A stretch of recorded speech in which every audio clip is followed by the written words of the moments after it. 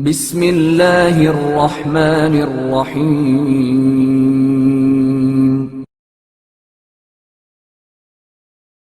امام علی نقی علیہ السلام کی زندگی کا مختصر جائزہ۔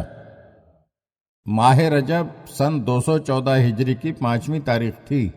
جب امام محمد تقی علیہ السلام کے بیت الشرف میں ایک اور نور الہی جلوگر ہوا اور قدرت نے سلسلہ امامت کے 10ویں وارث پیغمبر کو اس دار دنیا میں بھیج دیا۔ آپ کی والدہ ماجدہ جناب سمانہ مغربیہ تھیں، جن کا نسبی رشتہ تو بہرحال غیر عرب ماحول سے تھا، اور اس بنیاد پر عرب کسی انسان کو وہ مرتبہ دینے کے لیے تیار نہیں تھے جو ان کی نگاہوں میں خود عربوں کا ہوتا ہے، اور اپنے علاوہ ہر ایک کے ساتھ غلام اور کنیز جیسا ہی برتاؤ کرتے تھے، لیکن کردار کے اعتبار سے آپ کا مرتبہ تمام عرب خواتین سے بلند تھا، اور اسی لیے ائمہ طاہرین علیہم السلام نے عرب کے شریف ترین قبیلے سے تعلق رکھنے کے باوجود عجمی خواتین سے عقد کیے کہ اسلام سے عرب و عجم کا تفرقہ اور عربوں کے نسبی غرور کا خاتمہ ہو جائے، اور اسلام میں ایمان و کردار کی اہمیت کا بھی مظاہرہ ہو جائے۔ آپ علیہ السلام کا اسم گرامی علی تھا، اور القاب میں نجیب، مرتضی، عالم، فقیہ، ناصح، امین، معتمن، طیب، نقی اور ہادی وغیرہ کا تذکرہ کیا جاتا ہے، بلکہ بعض روایات میں آپ کا ایک لقب متوکل بھی ہے، لیکن آپ علیہ السلام نے اپنے اصحاب کو اس لقب سے یاد کرنے سے منع فرما دیا تھا کہ اس طرح ظالم بادشاہ کو انتقام لینے کا ایک اور بہانہ مل جائے گا، یا عوام امت پر کردار مشتبہ ہو جائے گا،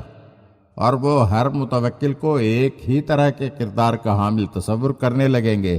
سامرہ میں محلہ عسکر میں قیام کی بنا پر آپ کو عسکری بھی کہا جاتا ہے، اور آپ کے فرزند ارجمند کو بھی اسی لقب سے یاد کیا جاتا ہے، بلکہ آپ علیہ السلام کا مشہور ترین لقب عسکری ہی ہے، اس لیے کہ ان کی رہائش اس محلے میں زیادہ رہی ہے، اور اس طرح دونوں اماموں کو ملا کر عسکریین کہتے ہیں، جس طرح کے امام موسیٰ کاظم علیہ السلام اور امام محمد تقی جواد علیہ السلام کو کاظمین اور جوادین کہا جاتا ہے۔ آپ کی ولادت کی جگہ مدینے سے کچھ دور سریہ کے مقام پر ہے، جہاں امام محمد تقی علیہ السلام اکثر و بیشتر قیام فرمایا کرتے تھے۔ آپ کی کنیت ابو الحسن الثالث ہے، اس لیے کہ اس سے پہلے امام موسیٰ کاظم اور امام علی رضا علیہ السلام کو بھی اسی کنیت سے یاد کیا جاتا تھا، اور بعض روایات میں آپ کو ابو الحسن الماضی بھی کہا گیا ہے۔ آپ علیہ السلام کے دور کے شاہان وقت میں سب سے پہلا نام مامون الرشید عباسی کا آتا ہے، جس کے دور حکومت میں سن 214 میں آپ کی ولادت باسعادت ہوئی۔ اس کے بعد سن 218 ہجری میں معتصم باللہ خلیفہ ہوا۔ معتصم کے بعد سن 227 ہجری میں واثق ابن معتصم نے حکومت سنبھالی۔ سن 232 ہجری میں واثق کا خاتمہ ہو گیا تو متوکل کے ہاتھ میں زمام خلافت آ گئی، اور متوکل 247 ہجری تک حکومت کے تخت پر قابض رہا۔ اس کے بعد اس کی 3 اولادیں پے در پے حاکم بنتی رہیں۔ 247 میں منتصر بن متوکل، 248 ہجری میں مستعین بن متوکل،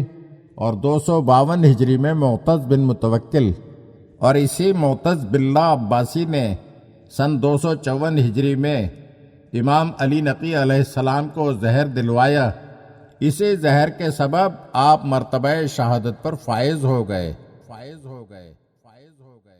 اگر آپ ہمارے چینل کی نئی ویڈیوز دیکھنا چاہتے ہیں تو ہمارے چینل کو سبسکرائب کریں اور گھنٹی کے بٹن کو دبائیے تاکہ ہر آنے والی ویڈیو آپ کو جلد موصول ہو سکے، اور ہاں، لائک اور شیئر ضرور کیجیے اور اپنے قیمتی کمنٹ سے ہمیں آگاہ کیجیے۔ شکریہ۔